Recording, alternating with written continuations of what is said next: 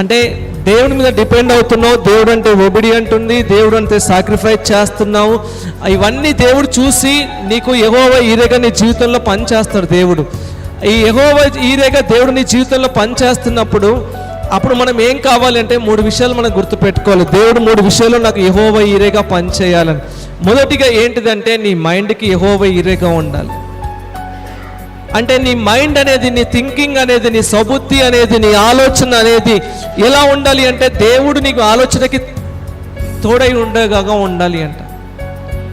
అంటే నువ్వు ఎంత సాక్రిఫైస్ చేస్తున్నావు దేవుని కోసము, ఎంత ఒబిడియంట్ అవుతున్నావు, దేవుడే నీ జీవితం అనుకొని అతను అత్తుకొని జీవిస్తున్నావు.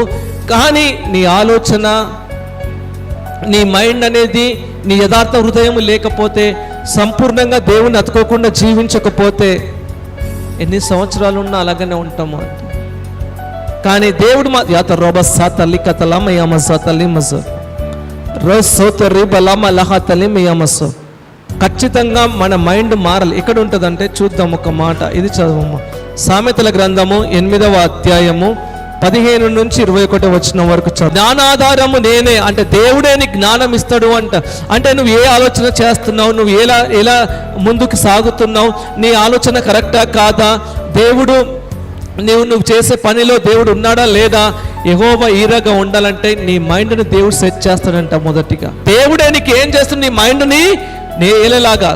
మనకు తెలుసు సొలొమోను జీవితంలో జ్ఞానము లేదయ్యా, బుద్ధి లేదు ప్రభువు వీళ్ళు నేలడానికి. దేవుడు ఏం చేస్తాడు, జ్ఞాన బుద్ధి వివేకము గల ఆత్మను అనుగ్రహించాడు. సో నీకేం అవ్వాలి అంటే, నీకు యెహోవా ఈరేగా దేవుడు ఉన్నాడంటే నీ మైండ్, నీ జ్ఞానాన్ని దేవుడు తింపుతాడు అంట.